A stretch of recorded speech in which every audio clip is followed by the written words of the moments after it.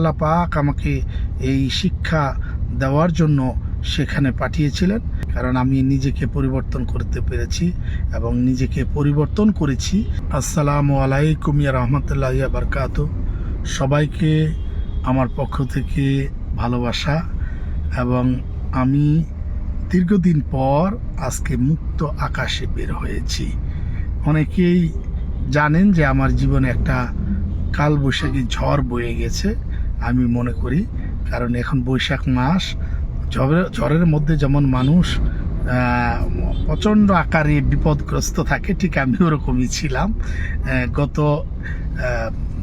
এপ্রিলের 29 তারিখ থেকে আজ অবধি পর্যন্ত, দ্যাট মিনস মার্চের 18 তারিখ, দীর্ঘ 10 মাস 22 দিন আমার জীবনে ঝড় বয়ে গেছে। এই ঝড়টা বয়ে যাওয়াতে কিন্তু খারাপ হয়নি, কারণ আমি নিজেকে পরিবর্তন করতে পেরেছি এবং নিজেকে পরিবর্তন করেছি। কারণ হতে পারে আল্লাহ পাক আমাকে এই শিক্ষা দেওয়ার জন্য সেখানে পাঠিয়েছিলেন। আমি নিজেকে পরিবর্তন করতে পেরে খুবই আনন্দিত, একটা মাত্র কারণেই, দিন শেষে আমি মুসলিম, আমি ইসলামকে বিশ্বাস করি।